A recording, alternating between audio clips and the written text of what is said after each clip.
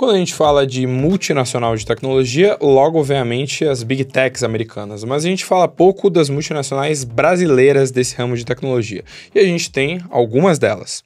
O convidado de hoje começou com um capital simbólico em uma salinha na sua casa aqui em São Paulo e construiu uma multinacional presente em mais de 40 países. Fundador e CEO do Grupo Stefanini, uma das maiores empresas de tecnologia da América Latina, ele lidera um ecossistema de inovação que abrange desde transformação digital até inteligência artificial, com clientes em todos os continentes e um faturamento bilionário. Formado em geologia pela USP, empreendedor por vocação e símbolo da internacionalização de empresas brasileiras, ele é também uma das vozes mais influentes quando o assunto é o futuro do trabalho e da tecnologia. A todos que nos acompanham, o convidado de hoje é Marco Stefanini. Tudo bem, Marco? Tudo bem, obrigado pelo convite aqui, é um prazer estar com vocês mais uma vez.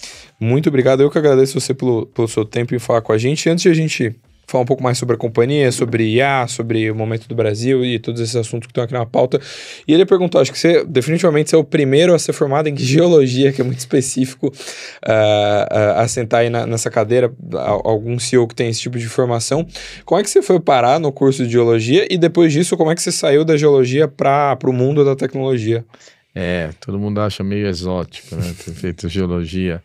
Mas na época, na década de 70, que era o auge da economia brasileira, foi a melhor década dos últimos 70, 80 anos, era um lugar interessante porque ele misturava exatas, que é o que eu sempre gostei, mas não somente matemática, química, física, e viajava. Eu sempre gostei de ao ar livre, coisas de viajar.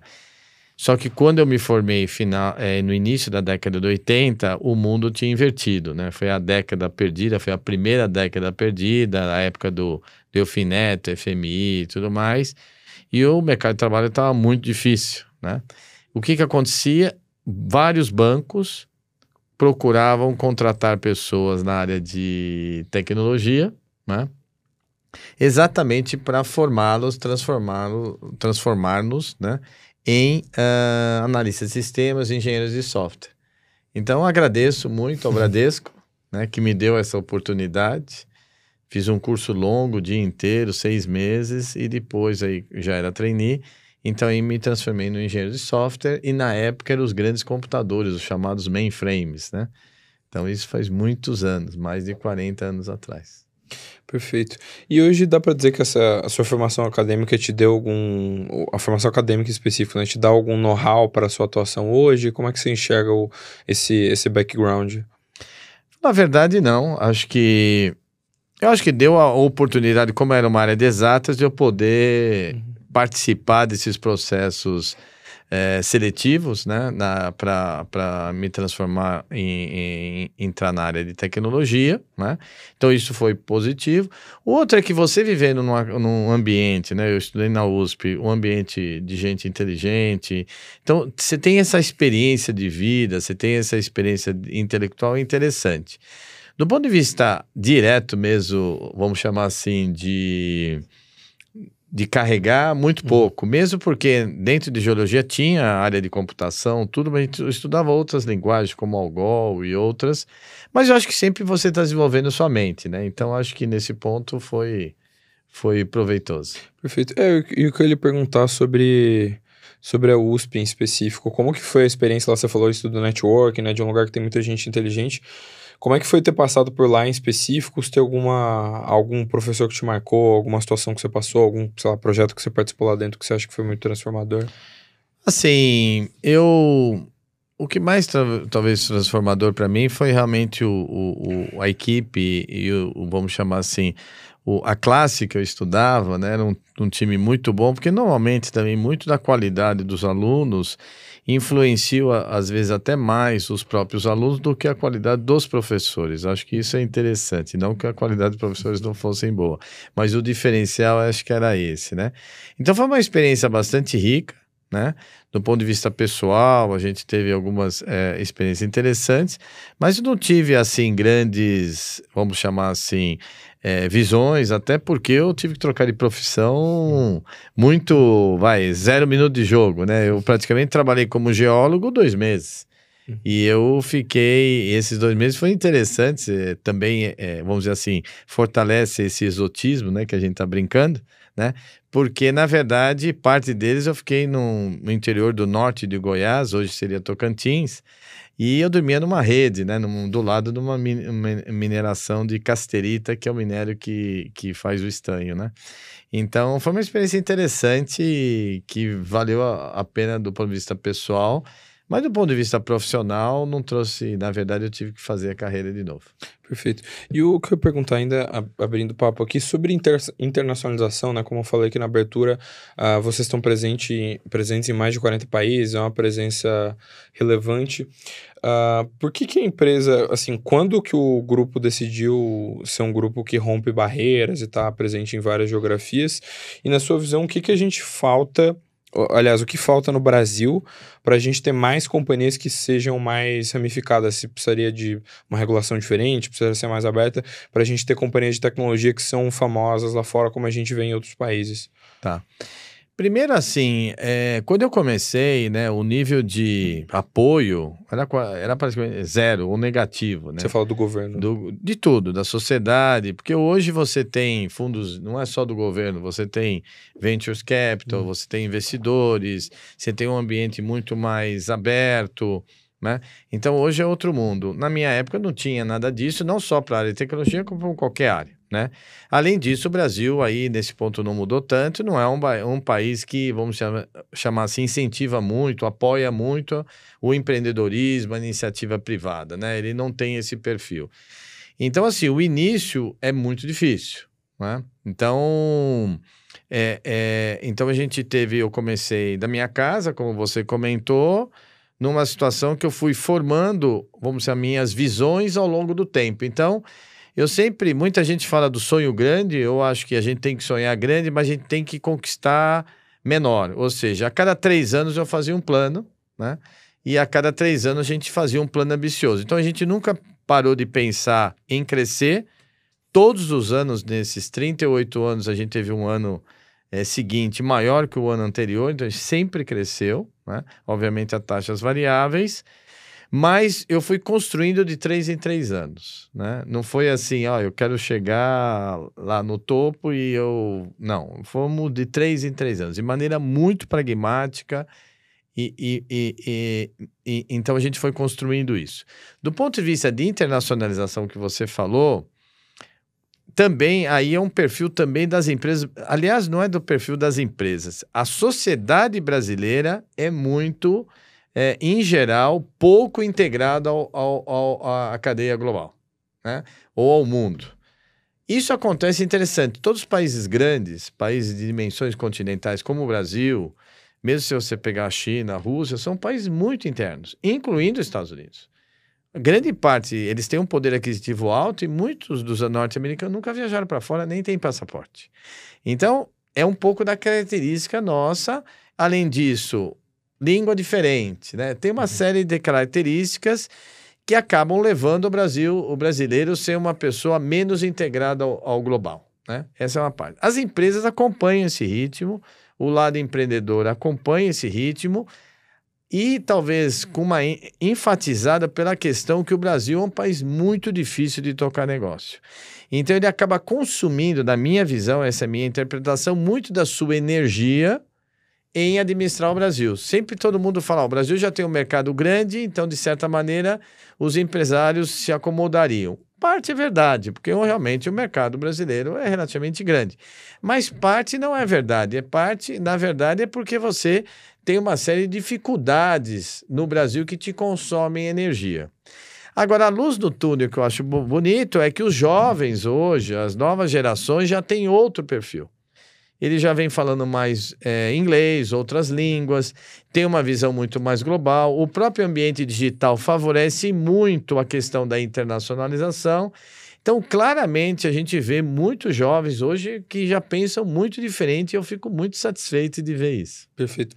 Na sua resposta, você falou um pouco sobre a questão de como o Brasil às vezes é de certa forma, o arcabouço que a gente tem aqui, uma certa pedra no sapato, acho que vários dos CEOs e dos economistas que passaram aí, que sentaram na sua cadeira, falaram mais ou menos a mesma coisa. Acho que é meio aquele famoso custo Brasil, né? Eu lembro que uma das falas mais impactantes que a gente teve aqui no programa foi do CEO da Gerdau, né, do Werneck, falando, poxa, lá nos Estados Unidos a gente tem 3 contadores, aqui no Brasil a gente tem, sei lá, 50, 60, para cuidar de uma operação né, que é praticamente, que tem um tamanho parecido, né, e tudo mais, que deveria ser muito mais equânime a quantidade de contadores. Na sua visão, isso é cultural? Você que está no mercado há muito tempo, né, já é empresário há muitos anos, a gente chegou a avançar essa questão ou você acha que isso permeia tanto a política quanto o jeito como a sociedade encara o mercado privado? Eu acho que você fez uma boa colocação. Eu acho que é um pouco como a sociedade encara a iniciativa privada. Eu acho que, de certa forma, independente do espectro político, o incentivo à iniciativa privada, vamos chamar assim, o apoio, ele é restrito. Não vou falar que ele não existe, mas ele é restrito, né? Então, isso acaba dificultando para quem quer ter seu próprio negócio, né? Então, você compara com os Estados Unidos, que é exatamente o oposto, e lá tem uma série de dificuldades. Não vamos imaginar que lá é o paraíso, mas é muito, vamos chamar assim, melhor você tocar um negócio nos Estados Unidos do que aqui. E aí você mencionou o fato da burocracia, né? Que tem um certo custo. É verdade. Mas eu citaria outros fatos piores que esse, né? Tem a burocracia que nos traz um custo adicional, mas o custo do imposto mesmo é enorme, né? E hoje a gente vê um discurso onde que os empresários, as empresas pagam pouco imposto. Isso não é uma verdade, né? E tem um outro ponto que talvez seja ainda pior.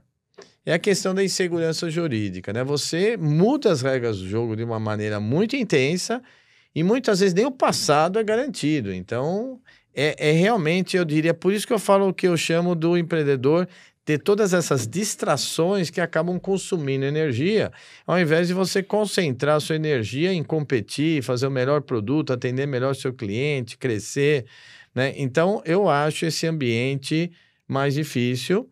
Dos 46 países que atuam, certamente o Brasil é um dos mais difíceis que a gente tem de administrar. E olha que eu sou brasileiro, né? Eu ia perguntar, vocês que estão em vários países aqui, de fato, é o país que é mais difícil explicar para quem está em outras geografias como é que aqui funciona? Eu acho que mais que explicar, de novo, é mais difícil a gente administrar e você crescer e agregar valor. Dos 46 países, eu sempre brinco que tem uma tríade que é mais complexa, né? Brasil, Argentina e Itália, né? São 3 países com talentos de pessoas enorme, mas que acabam sendo impactados pelo modelo sistema político que acaba não favorecendo a iniciativa privada, né? Perfeito. Só por curiosidade, a Argentina tem um cenário que eu acho que é até mais tempestuoso do que aqui, né? Teve crise econômica, hiperinflação. A Itália, quais que foram os problemas que vocês tiveram mais? Foi por conta de... Na verdade, não é problema nosso só. Eu gosto de história também, né? Então, não é só comigo, né? Eu gosto de avaliar, como você disse, a conjuntura, né? Então, o sistema político da Itália é bastante complexo, as leis trabalhistas são bastante complexas, carga tributária é bastante alta, né? E a Argentina, como você diz, ela consegue ser ainda mais turbulenta que nós na média, né? Então, no passado, ela tem uma tribulação tanto de inflação, mesmo os movimentos políticos, né? Eles são mais intensos e eles são mais longevos, né? Na verdade, a gente vive aqui, o Brasil, talvez nos últimos 30, 40 anos, tem um viés mais complexo. Na Argentina já tem mais ou menos uns 80 anos. Então, a Latam em si é um continente que não perde a oportunidade de perder uma oportunidade, né? Então, mas o Brasil e a Argentina talvez simbolizem melhor isso, né? São países que têm muito talento humano, né? A Argentina também tem muito. Talvez até seja mais empreendedora que nós, talvez até pelo fato de ser mais ainda complexa que nós, né? Do ponto de vista político. Perfeito. Você tocou na questão da insegurança jurídica, que eu acho que é um ponto bastante relevante, e acho que varia bastante de setor para setor, né? Os problemas. É um problema global, que afeta o setor privado inteiro, mas às vezes a gente conversa com algum especialista do meio jurídico, algo assim, ele fala, poxa, dá mais exemplos, por exemplo, de empresa aérea, né, que tem muita pessoa física judicializando. O Brasil, a gente trouxe o CEO da Azul num dos primeiros episódios aqui, ele tinha me dado o percentual do quanto o Brasil representa nos processos jurídicos globais de companhias aéreas, e é um número, não vou lembrar de cabeça, mas é um número assustador, assim, acho que, se não me engano, a gente concentra 3% dos voos globais e mais de 80% dos processos. Assim. Para o setor de tecnologia em específico, os problemas são de mudar regra de uma hora para outra? Qual que é a pedra do sapato mais difícil, assim, para essa questão da insegurança jurídica? No meu setor de tecnologia, que é mais de serviços, mais mão de obra intensiva, claramente, então, o trabalhista tem a ênfase, né? Uhum. O Brasil é, no todo, realmente um país extremamente judicializado, tanto do ponto de vista trabalhista como ação cíveis, né? É muito comum você ver essas proporções que você comentou da indústria aérea, que é verdade, eu corroboro, mas em outras frentes, por exemplo, telecom, né? Bancos, né? No nosso caso, a gente pode comparar trabalhista. A gente, graças a Deus, tem bem administrado isso, a gente tem...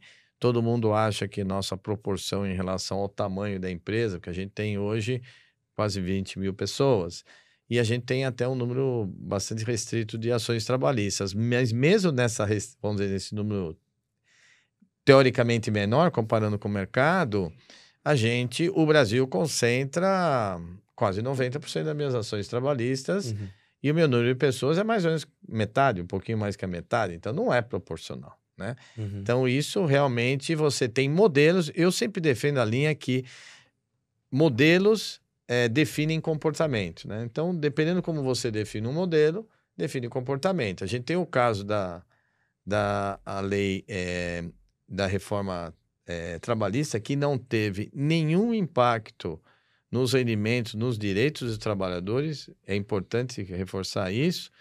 Mas houve uma queda enorme de ações trabalhistas e depois, com uma decisão do próprio Supremo em revogar uma lei, porque era uma lei, uma condição de lei, que eles interpretaram que não era constitucional, provavelmente, eu não sou um jurista, então eu não vou entrar nesse embate, mas já voltou parte dessas ações. Então, modelo define comportamento. Então, claramente, o Brasil...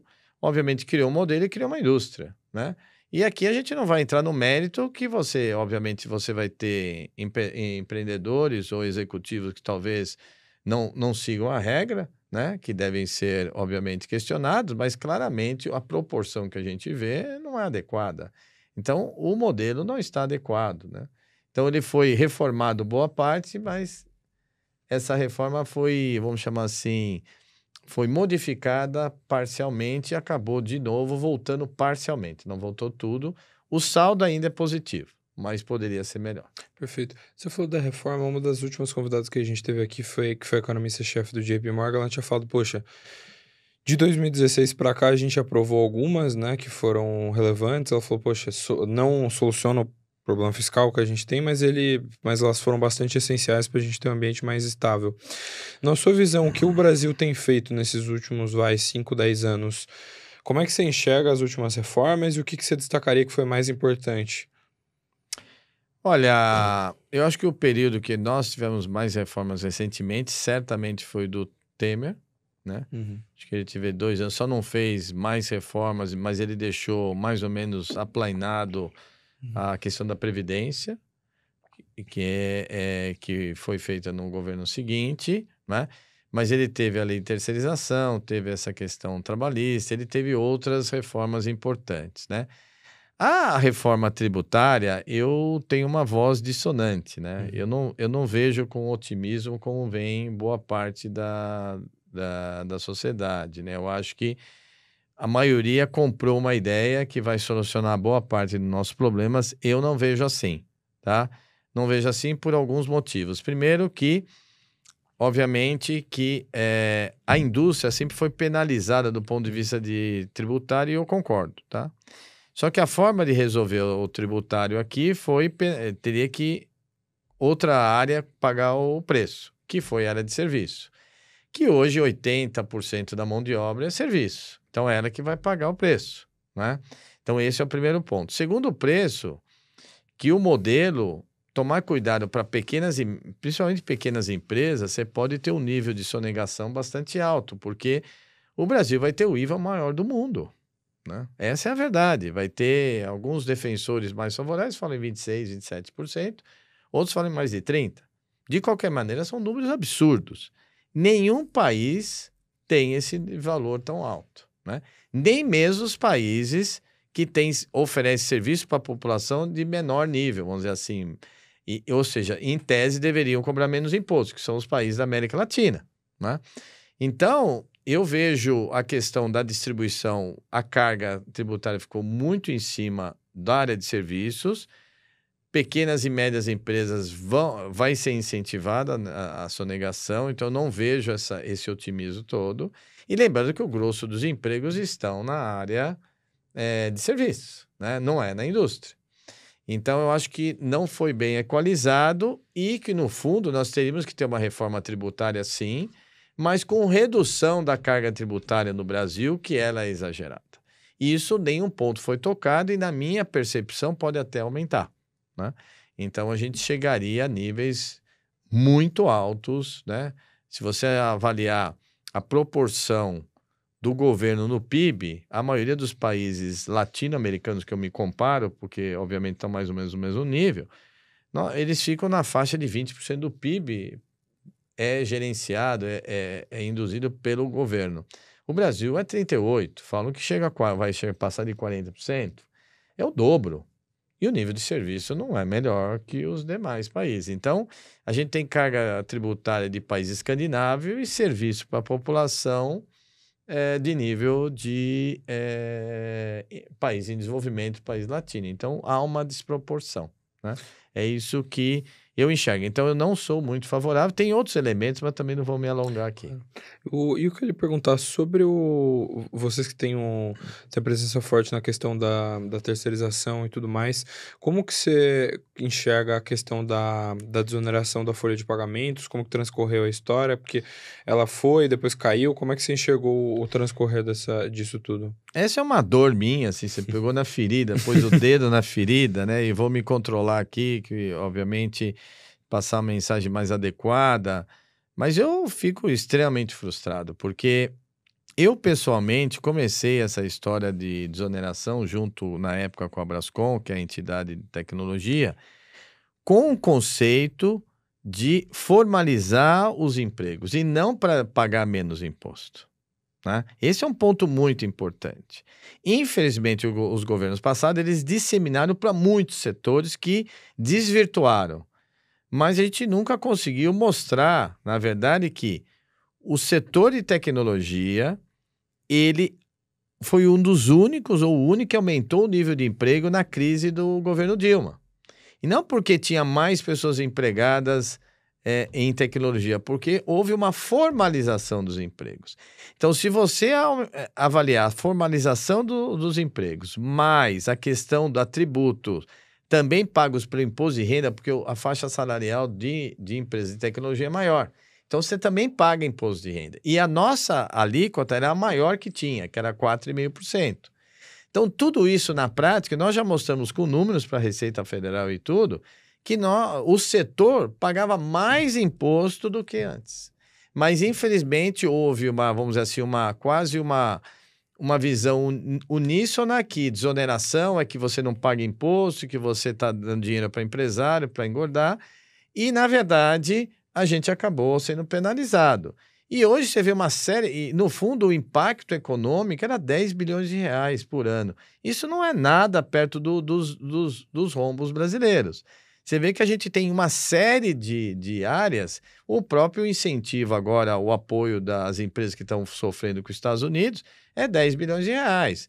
Você tem hoje agora um plano de incentivo aos data centers, é muito maior que isso. Então você tem uma série de iniciativas do governo de incentivo fiscal e matou quem gera emprego de qualidade, que é o caso de tecnologia. Então eu me sinto frustrado, acho que o setor não conseguiu mostrar a importância do setor, a importância de você ter um setor forte de tecnologia, não apenas em asset como data center, mas como conteúdo, que é intelecto, é uma atividade intelectual, é um setor de capital intelectual. e ele não é incentivado nesse ponto. Então, eu tive várias vezes, tive vários embates, inclusive com o governo anterior, com esse, né?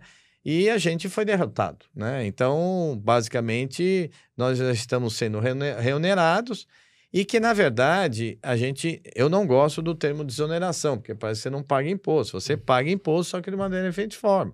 Você paga imposto sobre o faturamento. Por que assim? Porque você incentiva a ter mais um emprego. Do lado contrário, o que vai acontecer? As empresas, principalmente pequenas e médias, vão ser incentivadas a contratar os famosos PJs. E aí, obviamente, vai diminuir a arrecadação. Então, esse conceito ele foi muito baseado num ponto muito importante. Na época, não sei se você é muito jovem, talvez não lembre, mas há 30 anos atrás, a gente comprava computadores que vinham lá, meio em porta-banda, era montado no Brasil, tinha uma nota fiscal do Brasil, mas todas as peças vinham do Paraguai, de a maioria dos países, e, na verdade, eram equipamentos de baixa qualidade, não tinha quase imposto do governo, porque vinha de outras formas, e todo mundo perdia. O consumidor perdia, baixa qualidade, o governo arrecadava pouco e não existiam empresas de fortes. Hoje você tem uma série de provedores já há 20 anos de qualidade, produtos de qualidade e o governo arrecada mais. Então chega uma certa hora que você começa a aumentar tanto o imposto que o nível de arrecadação cai, que era o caso do equipamento e é o caso de empregos na área de informática. Então, você tocou realmente no dedo da ferida. Realmente isso me incomoda muito e a gente não conseguiu reverter isso. É uma pena. E isso de vocês não terem conseguido reverter com os diálogos que você teve, que você falou tanto com o governo anterior como com o próximo, na sua visão, faltou o governo ter nomes mais técnicos para avaliar isso? Faltou se abrir mais para ouvir o setor? Na sua visão, qual que foi o feeling, assim, de por que as coisas não andaram do jeito que deveriam ter andado na sua visão? Eu acho que sempre tem uma gana, né, dos governos brasileiros de aumentar a arrecadação, né? Então, o Estado brasileiro é muito grande, né? E, na minha opinião, ele deveria ser mais eficiente e focar naquilo que que interessa para a população, que é saúde, educação e segurança, né? Então, eu não falo em Estado mínimo, porque Estado mínimo dá a noção que você não quer Estado. Não, a gente quer Estado naquilo que ele deve proporcionar um bem para a população, né? Estado não sabe fazer negócio, não é isso em qualquer lugar do mundo, não é só no Brasil. Então, hoje, o tamanho do Estado brasileiro é muito grande, né? Então, a gente agora, basicamente, vamos dizer assim, esse foco de arrecadação que não é só no nosso setor, são vários setores que estão sentindo isso. Hoje, o embate que a gente tem é muito intenso, mais intenso que o normal, mas a verdade é que nos últimos 40 anos, o Estado brasileiro só aumenta de tamanho, né? Perfeito. O que eu ia perguntar sobre você falou aquela questão de formalizar os trabalhos e tudo mais. No momento atual, o STF tem debatido a questão da pejotização, isso está bastante nas manchetes. Como é que você enxerga essa questão? Como é que você vê o que tem sido discutido na Suprema Corte? É difícil, como eu disse, né? A incerteza jurídica é muito grande, né? Eu acho que trouxe um tema importante para ser discutido, e eu acho que ainda mesmo com essa discussão há muitas incertezas. Então, é muito difícil dar uma opinião sobre esse tema. Mas tudo isso ele acaba exacerbando exatamente porque você aumenta a carga tributária. Então, o que a gente queria fazer? Exatamente ter uma carga tributária diferente para incentivar a formalização dos empregos. E, infelizmente, vai tudo ao contrário. A reoneração é um deles e a reforma tributária é outra. Porque a reforma tributária, você como mão de obra, você não tem créditos. Então, por isso que a área de serviço é muito impactada. A área de serviço, basicamente, o custo dela é mão de obra e ela não consegue se creditar. Então, ela vai ter que cobrar do cliente 26%, 28%, 30%, 32% a mais e não consegue se creditar. Então, na prática, é um custo enorme. Então, isso vai desbalancear. Diferente de indústria, de outros segmentos, que eles compram e vendem. Então, ele consegue se creditar. Esse é o problema nosso. Você diz no âmbito da reforma tributária. Exatamente. Só que se você soma reforma tributária mais reoneração, é uma bomba relógio para quem tem muito emprego. Isso é verdade.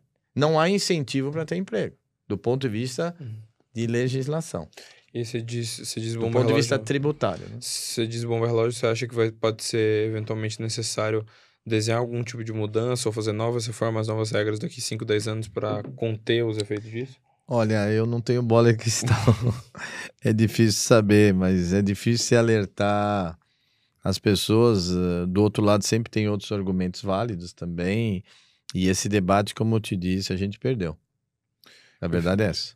E sobre agora falando um pouco mais de inovação, sobre como é que você tem, sobre IA, né, sobre as tecnologias, tem eu vi uma tese recentemente de que as IAs, do jeito que elas estão hoje, né, por conta dos preços, né, então tá relativamente acessível, né, digamos assim, o ChatGPT, esses planos, por conta de elas estarem assim, eu vi uma pessoa falando que, poxa, acha que não é sustentável financeiramente, que esse boom pode fazer com que daqui algum tempo todas as plataformas comecem a cobrar muito mais caro e que a gente tenha um custo da tecnologia que seja mais alto. O próprio, acho que Sam Altman da OpenAI, salvo engano, falou que um dos modelos mais recentes lá do GPT não era sustentável, não rodava no Azul ainda. Como é que é a sua visão sobre custo de implementar IA e esses dilemas da indústria que a gente tem vivido hoje? Tá. Primeiro, assim, quando a gente fala de custo, né, depende do nível de demanda e oferta, né, depende de competitividade.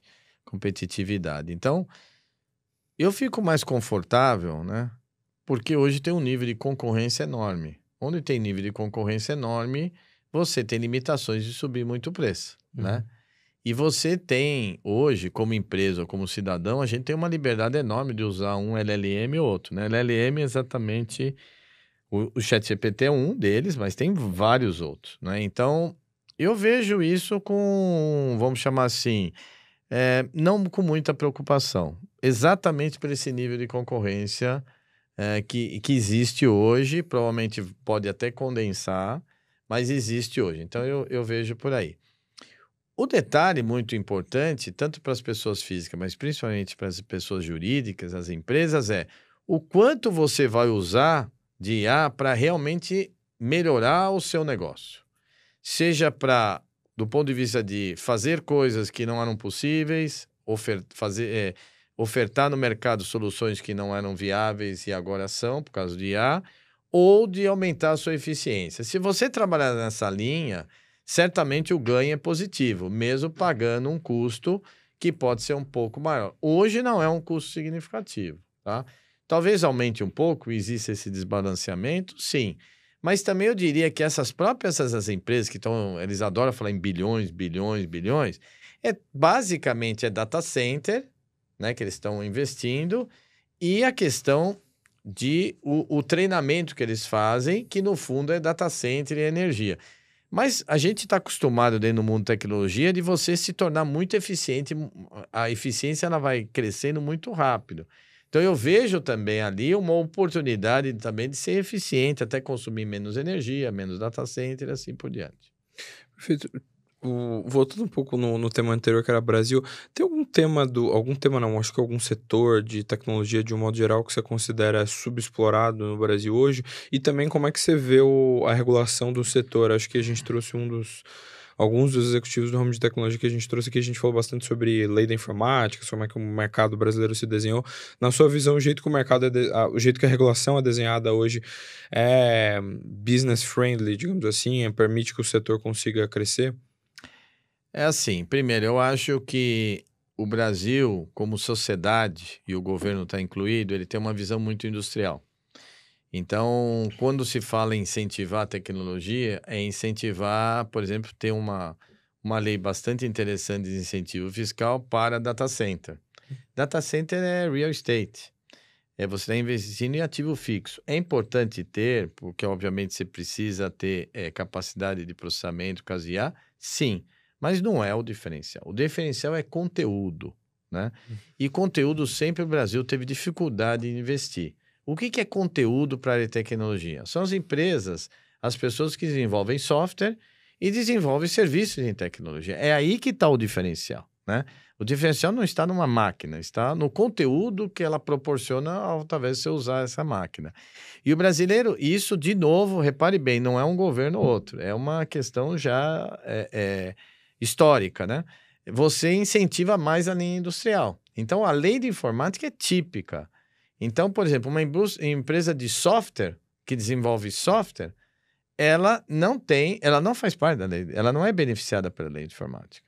A Stefanini que investe em uma série, nós temos mais de 300 projetos de performance muito alta em termos de IA, não tem incentivo algum da lei de informática. Quem tem são empresas que fabricam hardware. E boa parte são montadoras. Então, é um desbalanceamento muito grande, isso porque já na época, na lei de informática, ainda na época dos militares, tinha uma visão de que o hardware era um diferencial, e realmente na época talvez fosse. Mas hoje não mais, isso já foi ultrapassado e não muda. Uhum. Então a gente tem alguns incentivos, né? A lei do bem é um que você pode usar de maneira, obviamente, mais restrita, mas a lei de informática, que é o principal, nenhuma empresa que tem conteúdo traz. Isso já tem 40, 50 anos, não é de agora. Isso deveria ser repaginado, na sua visão? Teria que ter uma discussão para que... Com certeza deveria ser repaginado, porque, no mínimo, fazer uma distribuição igual. Né? Se você entende que também hardware é importante, porque tá bom, não tem problema. Né? Mas faça uma equalização entre as 3 áreas e não somente uma linha de hardware. Então, tem uma questão de um desbalanceamento e deveria ter uma discussão nisso. E o governo ouve? Vocês pleiteiam isso como setor e não vai para frente? Eu vou ser bem sincero, falar a verdade, o setor não pleiteia muito isso. Aí eu acho que é mais talvez um erro nosso do que do governo. Mas é um problema de o setor se unir ou é um problema do setor reivindicar o problema em si? Olha, aí é um buraco meio embaixo, teria que avaliar, acho que um pouco de tudo. Perfeito. E o que eu ia perguntar, só para pegar um pouco do gancho das atualidades, você que está no ramo de tecnologia, a gente acabou de passar por um período em que... Período não, né? A gente ainda está passando, né? Nas últimas semanas, nos últimos meses, a gente viu muitos dos ataques hackers, a gente viu cibersegurança voltar mais ao noticiário, né? A gente já viu há poucos anos atrás muito M&A, né? De empresa grande comprando empresa de cibersegurança só para lidar. A gente viu ataques de Renner, Tesla, JBS. E você que está no ramo de tecnologia, que inclusive, como falou, né, teve esse passado nos bancos, acho que a Stefanini tem como grandes clientes ainda bancos, né, ou teve no passado. Então, e alguns dos ataques foram justamente em prestadores de serviços para bancos, né, que plugam ali o sistema Pix do BC nos bancos. Como é que você enxerga esse panorama? E você que imagina que tem várias trocas com pessoas também do ramo de cibersegurança, que está ali dentro do setor, como é que você vê o futuro desse debate, assim, que cada vez mais vai ser um tema relevante a cibersegurança? Primeiro, a gente tem uma unidade de negócio dentro há 14 anos atrás, a gente foi construindo todo um ecossistema que nós fizemos a nossa própria transformação digital. Então, entre o jogo tecnologia, fizemos uma série de investimentos, aquisição de empresas em várias verticais.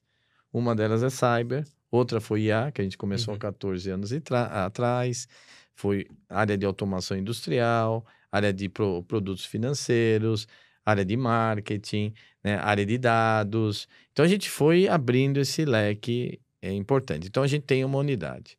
Primeiro, é importante que, assim, todos estão sujeitos ao ataque. Não é só o setor financeiro. Tá? Realmente, antigamente, tinha uma visão mais do setor financeiro, hoje não. Hoje ela é abrangente. Então, o setor de utilities, por exemplo, telecom e energia. Você tem bancos, obviamente, né, financeiros, tudo mais, payments. Você tem a área também, obviamente, de manufatura também, varejo, né, você citou alguns e tal.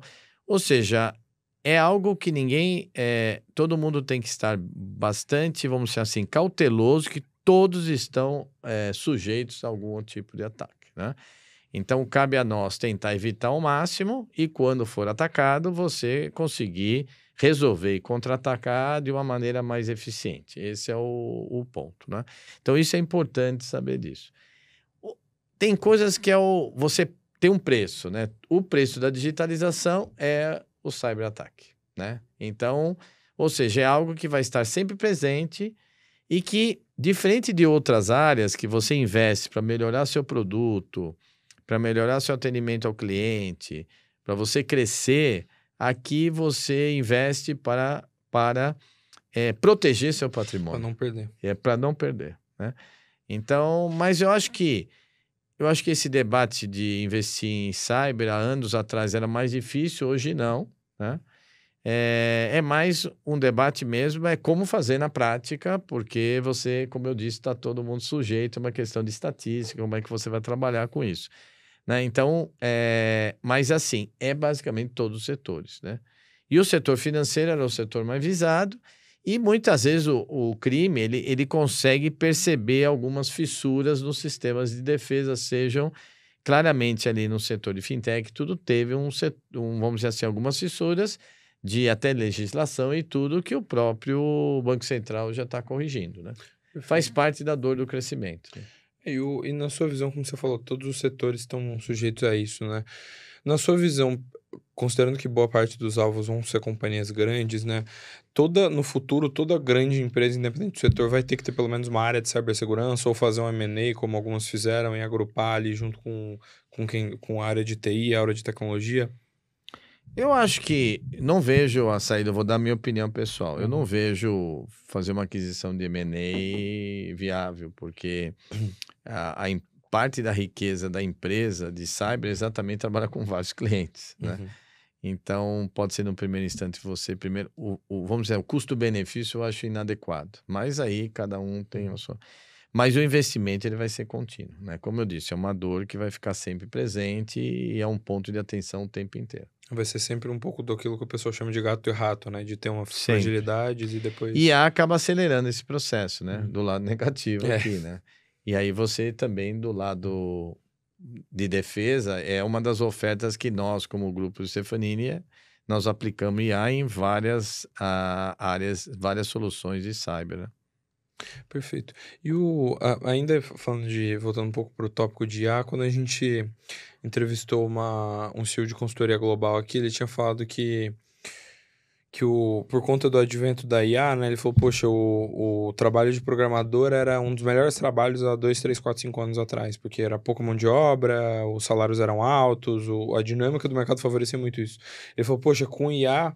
os devs perderam mais espaço porque se tornou um dos nichos mais substituíveis, digamos assim, né? Você programar ali o job description de um dev, você consegue jogar para uma IA de um jeito mais fácil do que outras posições. Você concorda com essa visão? Como é que você enxerga isso? E como é que você vê o impacto disso no mercado de programação em si, de programadores, né? Primeira resposta é concordo, né? Os LLMs, né? Então, só para reforçar, o ChatGPT é um deles, eles têm alguns focos. Eles não vão desenvolver a tecnologia deles intensivamente em todas as frentes, né? Então, você tem focos. Hoje, claramente, nos últimos meses, os últimos 12 meses, 24 meses, é a área de programação, de construção de software.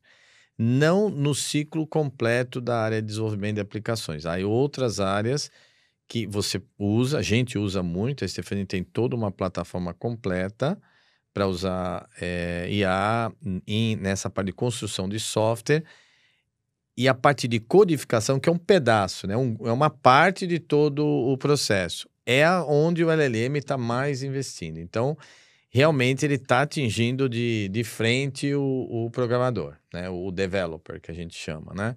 Então, isso tem um impacto, sim. O tamanho de impacto é muito difícil de medir. Essa é uma bola de cristal que daqui 3 anos a gente pode voltar a conversar, porque, primeiro, sempre tem uma carência enorme, tem um gap. Então, você tem um buraco ali. E que, mesmo aumentando a produtividade, dependendo menos do developer, já existe esse gap. Então, ele poderia equilibrar. Essa é a primeira... Isso é numérico, isso dá. Para o Brasil, acho que até um tempo atrás tinha um gap de 100 mil pessoas na área de developers, ou seja, é grande, não é um número pequeno. E não é só o Brasil, é qualquer país do mundo. Talvez menos asiático, que eles investem mais no que a gente chama de STEAM, né? Que seria a STEAM, que é a área de exatas. Agora, qual o próximo passo? Então, você pode cobrir esse gap, né? O próximo passo seria, então... O próximo passo é que todas as empresas têm um backlog enorme. Tem uma fila de espera. Então, também tem isso você avaliar. Então, de certa maneira, mesmo que você vai sendo mais eficiente, em tese você diminui a necessidade da pessoa, você pode fabricar mais software que você tem uma fila. Então, esse é o segundo ponto para avaliar. E a terceira variável, que é igualmente importante a gente já viu isso outras vezes. Quando apareceu o ERP, claramente você tinha empresas que tinha 50, 100 pessoas para desenvolver uma folha de pagamento. Hoje você compra a folha de pagamento na banca de jornal. Então, mas se você analisar a importância da tecnologia e o mercado developer não diminuiu. O que eles passaram a fazer outras coisas? Passaram ao mundo digital, passaram a fazer app, canais e uma série de coisas. Então, também tem essa variável. O quanto você pode fazer a mais que você não faz hoje. Então, você tem essas 3 variáveis do gap, tem o backlog e tem a questão de o mundo o céu é o limite. Mas, claramente, o que ele falou está em razão. É onde tem o maior impacto hoje, é a área de developer. Perfeito. E ainda em IA, você falou ali sobre a questão de vocês terem começado há 14 anos atrás, foi isso? Isso. Hoje, vocês já estão há uma década e meia praticamente atuando no setor. Hoje, em 2025, quais são o que vocês têm de novidade no campo de IA? Se tem alguma inovação que você gostaria de dividir com a gente? Como é que vocês estão... O que vocês estão focando na hora de olhar para a inteligência artificial? Tá. Minha resposta vai ser longa, tá? Mas Tá, vamos lá. À vontade. Como a gente já trabalhava com IA, e agora você tem 2 vantagens do ChatGPT quando ele apareceu. Uma, ele popularizou. Então, o mercado enxerga vamos dizer assim, apoia mais a automação em geral. E o segundo, que você tem um motor muito mais potente que antes. Então, antes você tinha uma série de dificuldades que hoje você tem bem menos. Então, baseado nesses 2, quando surgiu, a gente popularizou dentro da Stefanini, todos os 35 mil pessoas tinham direito a acesso a uma plataforma única global. Todos, em qualquer lugar do mundo, você podia construir um prompt, você podia usar e até hoje. E aí nós fomos, que a gente chama embedando, a gente foi incluindo IA em tudo o que a gente faz. Como a gente tem uma gama muito ampla, então eu vou dividir. Primeiro, pela área que eu chamei de esses produtos mais digitais, essas áreas mais digitais, que é, por exemplo, produtos financeiros. A gente coloca IA, por exemplo, nós temos um sistema que é praticamente utilizado para quase a totalidade do mercado financeiro na hora de transações. A gente já utiliza IA há mais de 10 anos e, obviamente, agora acelerando. Você tem nos nossos produtos financeiros, você tem na área de marketing, você tem uma série, desde criar campanha com IA, até a questão de dados, a gestão de redes sociais, tudo isso com IA. Aí você tem a área de dados, que é super importante e dados é muito caro construir base de dados, tudo. E você acelera por IA. Você tem o nível de cyber que eu acabei de te comentar. Eu tenho a questão industrial também. Então, todas essas áreas, área de varejo. Então, todas essas áreas a gente vai incluindo e acelerando as soluções através de IA. E aí, virando o outro canhão, seria o que a gente chama de serviços para a área de tecnologia, que é, por exemplo, desenvolvimento de sistemas, você acabou de falar, então tem um impacto enorme, né? Você tem a parte de sustentação de sistema, apoio a sistemas.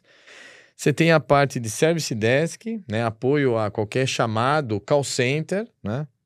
Você tem a parte de infraestrutura, te permite uma série de automações, ou seja, você pode aplicar em praticamente tudo.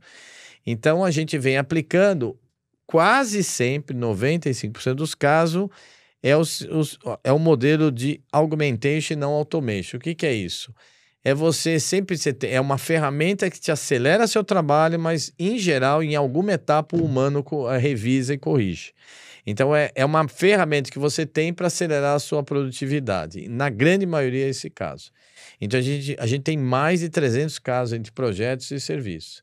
E a experiência não é só de tecnologia, a experiência também é muito de liderar mudanças, change management, mudar a cabeça das pessoas. Não é só uma questão de tecnologia. Não é só a ferramenta, né? Não. É muito do... eu me recordo que Mesmo no setor de tecnologia mesmo, com nossos profissionais. A gente quantas vezes vê profissionais muito gabaritados, sêniors, e eles resistem a usar Aí eu uso, aí você vai olhar, ele usa superfluamente, ele manda de uma maneira supérflua, entendeu? O pessoal que a gente conversa aqui sempre fala que o ideal é você redesenhar o fluxo inteiro, né? Você mudar o jeito que você enxerga o processo todo para incorporar IA. Esse é outro ponto. Então, eu comentei do change management do ponto de vista de resistência das pessoas mais sêniores. O outro que você falou é você revisitar o processo ou a forma, a solução que você tem. Né? Não é você pegar aquela solução e automatizar. Você tem que rever como faz. Perfeito.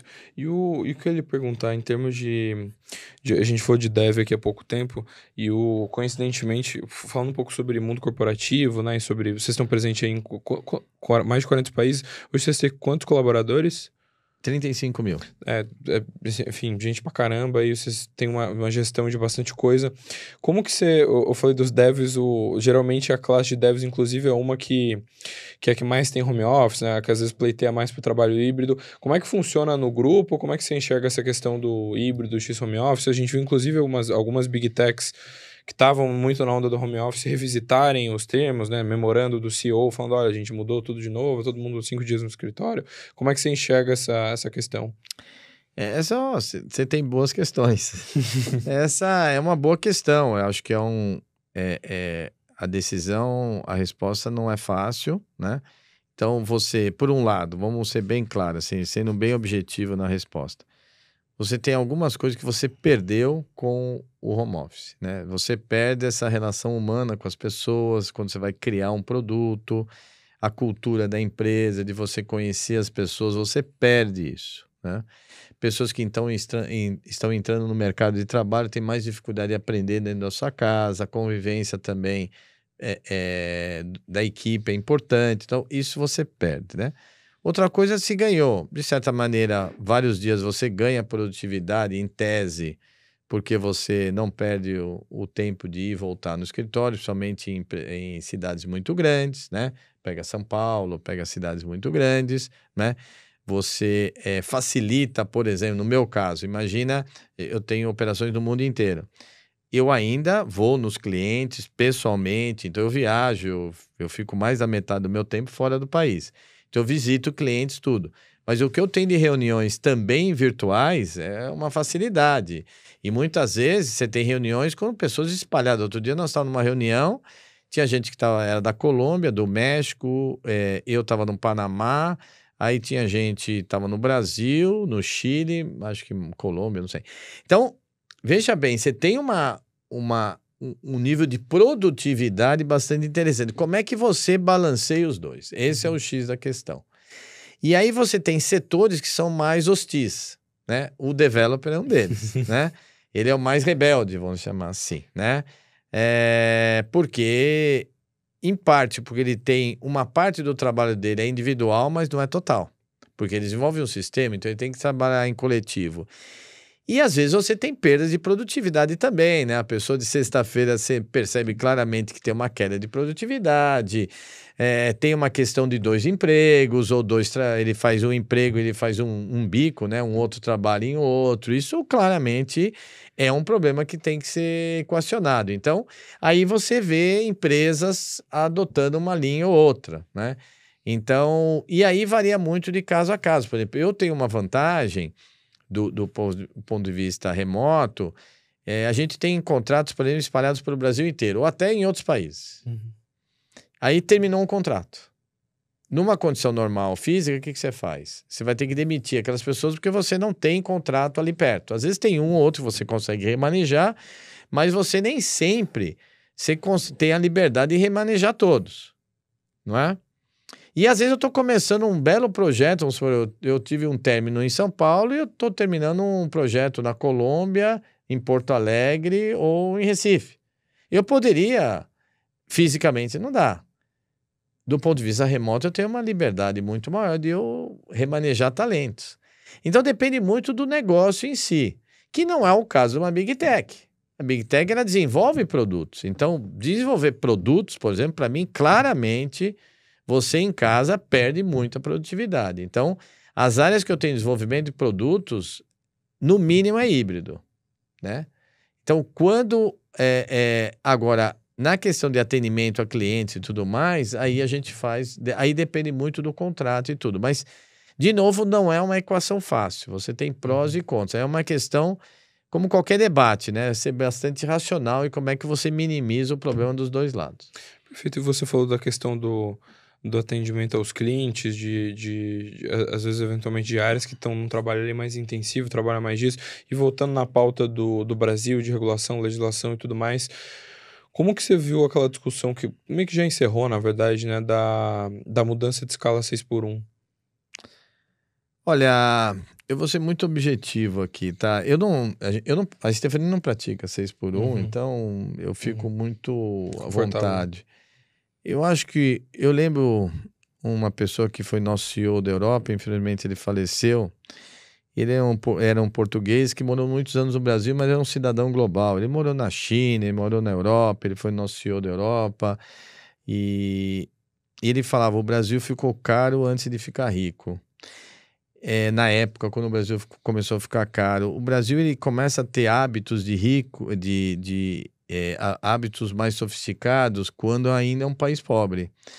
Então, eu acho que o Brasil deveria focar o debate como aumentar a produtividade, aumentando a produtividade, como melhorar a renda do trabalhador e não exatamente em criar algumas linhas, que nem agora diminuir a carga de trabalho. Você tem várias linhas onde normalmente a carga, por exemplo, no meu setor é 40 horas, né? Que não é uma carga extremamente aceitável, né? Eu, por exemplo, trabalho 14 horas por dia. Não estou pedindo que os outros façam, mas pelo menos as suas 8 horas. Então, assim, o Brasil, às vezes, ele tem debates e coisas de país que parece a Escandinávia. E quando a gente é um país pobre.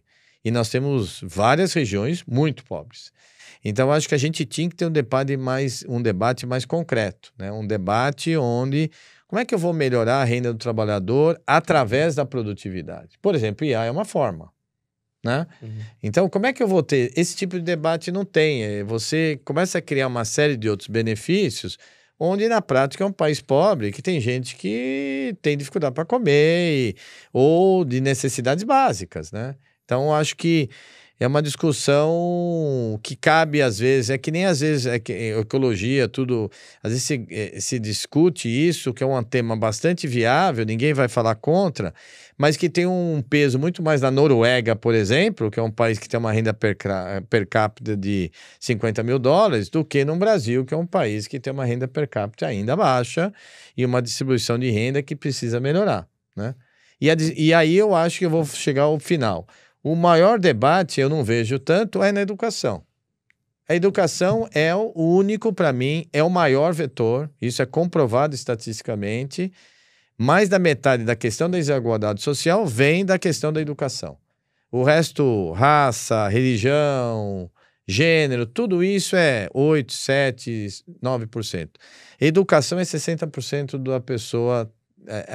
como você tirar vamos dizer assim, ter uma igualdade maior do ponto de vista econômico. Então, esse tipo de debate eu não vejo, né? Como é que a gente cria modelos de realmente dar um salto na educação brasileira? Eu não vejo isso. Então, eu vejo essas discussões que, para mim, elas são distração. Mas eu, também, não estou defendendo minha posição, porque eu não pratico 6x1. Perfeito. Só para a gente se encaminhar para o final aqui, vocês têm você CEO, você fundou a companhia, né? E você atuou como CEO desde o dia 1? Ou você chegou a você nunca delegou o cargo, né? Não, nunca deleguei. Estou sempre na luta. E o que eu ia perguntar justamente, você falou que tá trabalhando 14 horas por dia. Você já pensou em eventualmente delegar, tomar aquela decisão de, poxa, ser só presidente do conselho e já pensa em sucessão em algum dia? Claro, a gente tem que pensar, primeiro que a gente não é eterno, né? Infelizmente, a vida é maravilhosa, mas... todo mundo tem o seu ciclo e eu tenho o meu também, não vou ser diferente dos demais, né? É importante, apesar de trabalhar muito, a gente tem muita autonomia nas pontas, a gente tem vários CEOs que tocam cada dessas unidades que eu mencionei, já aqui durante a nossa conversa, não é? Mas exatamente pela complexidade, pelo número de países que a gente atua, acaba a carga sendo maior. O que a gente vem fazendo, sim, né? É simplificando a estrutura, né, do ponto de vista de unidades de negócio, para que os sucessores tenham uma vida melhor. E, ao mesmo tempo, a gente continua desenvolvendo bastante a questão de talentos. Então, a sucessão não é só minha, mas é todo um processo de sucessão nos níveis abaixo. Então, sim, a resposta, obviamente, tem que trabalhar. Não adianta você deixar um legado que depois que você sai de cena, a empresa ela não tem continuidade, não tem vida própria. Então, a gente tem, sim, um modelo que a gente vem trabalhando e vem trabalhando em várias linhas, simplificação da estrutura, a questão de foco, questão de vários movimentos que a gente fazendo, e principalmente a questão do desenvolvimento de pessoas, para exatamente ter esse tipo de sucessão e que a empresa seja maior que eu mesmo. Perfeito. E para a gente encerrar aqui, tem o nosso momento Marília Gabriela aqui, que são de perguntas curtas para responder em uma linha. Tá. Se você não fosse empresário, você seria o quê? Eu adoro história.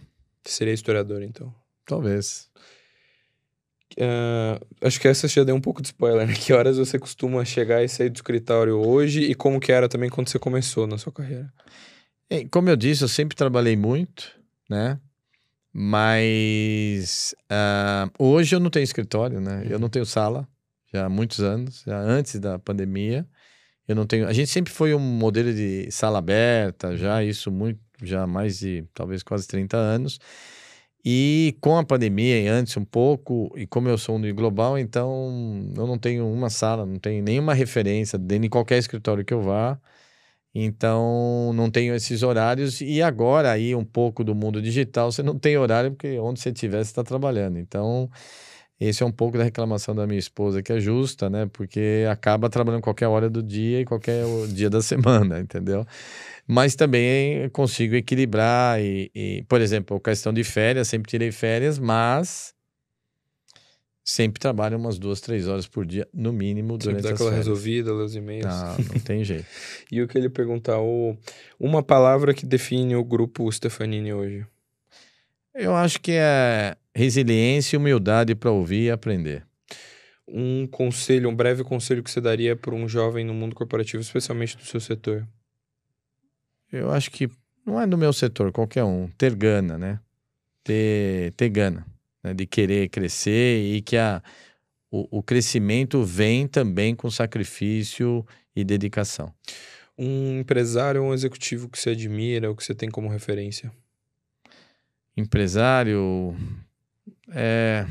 eu admiro 2 líderes políticos muito antagônicos. Eu gosto da mescla dos dois, né? Um é o Mandela, pelo o nível de humildade que ele soube perdoar e quando saiu da prisão, trabalhar com a raça branca e ele sabia que aquilo era importante para o país, muitas vezes não teve revanchismo, né? E o outro lado, o extremo, era o Churchill, que ele não tinha, num ponto extremo, ele não tinha medo, ele não se acovardava, né? São 2 grandes líderes por situações opostas que eu admiro muito. Perfeito. Uma paixão fora do trabalho? Eu gosto de tudo que é o ar livre. Então eu ando muito, faço esporte, eu ando, gosto de tudo que é o ar livre. Um livro ou uma obra de arte que te influenciou? Acho que essa pode citar mais que uma, né? Geralmente você tem algum filme, algum livro, algo que te... De livros, eu confesso que eu, quando era criança, eu lia muito. Até parte da história, hoje, boa parte do meu conhecimento vem de cultura geral, vinha quando eu lia muito, quando era criança. Hoje eu leio quase nada, eu leio muito pouco, é uma pena e sou cobrado com razão. Ainda preciso melhorar nesse ponto que eu já li mais. Mas, em geral, eu gosto de biografia.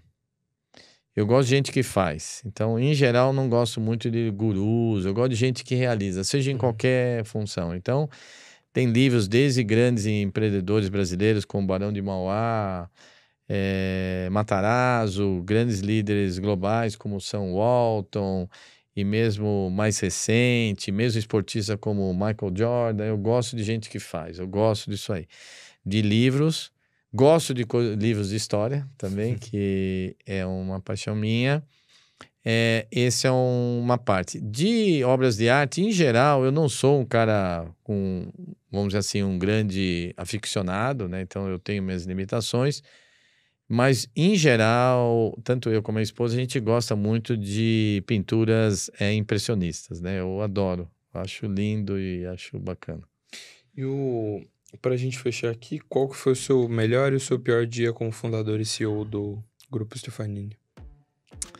É difícil classificar tanto o melhor como o pior. A gente tem muitos dias bons e muitos dias bastante ruins, né? Eu acho que o mais importante de um empreendedor, acho que na vida toda é a jornada, né? Como é que você chega até um determinado ponto e aí você tem conquistas ao longo dessa jornada e você tem muitas derrotas e muitos sofrimentos. Então isso varia muito, mas vários planos do Brasil econômicos, né? O que mais me doeu, talvez proporcionalmente, foi o plano Collor, né? Onde o governo simplesmente sequestrou todo o dinheiro da população e eu sofri bastante. E aqui quase que eu mudei de profissão, quase que eu mudei de país na época por causa disso.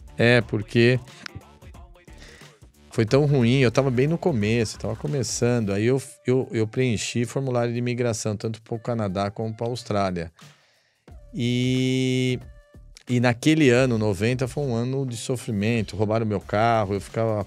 Não, foi um ano horroroso. Todo o dinheiro do banco foi sequestrado, aquelas coisas todas. Só que eu trabalhei, dei muito duro naquele ano, e no ano seguinte eu fiz a virada, comecei a virar. E aí veio a resposta só no ano seguinte, né? Aí eu já estava restabelecido, que veio o Canadá aceitava, foi o primeiro a aceitar. Então, se viesse talvez 6 meses antes, eu teria ido. Você falou, agora eu tô bem no Brasil, não vou passar frio no Canadá. Eu recuperei, passei o sufoco, vamos chamar assim. Era uma empresa muito pequenininha, né? Perfeito. Marco, muito obrigado pelo seu tempo, viu? Obrigado. Aí, sucesso para vocês na nova fase da Isto É. Eu acho que o Brasil precisa de mídias imparciais, balanceadas. Acho que foi uma bela notícia aí vocês estarem investindo, então desejo muito sucesso para vocês, de coração. Muito obrigado, viu, Marco? E muitíssimo obrigado também para você que acompanha a gente aqui do Dinheiro Entrevista, da Isto É Dinheiro. Lembrando que a sua opinião é a mais relevante, então você deixa aí nos comentários o seu feedback. Também se tiver algum executivo, algum economista, algum CEO, alguém que você gostaria de ver aqui no programa, só você deixar nos comentários que a gente sempre está de olho. Não esquece de compartilhar o episódio de hoje. Lembrando que isso, né, ajuda o nosso trabalho, ajuda o YouTube a entregar o nosso conteúdo para mais gente.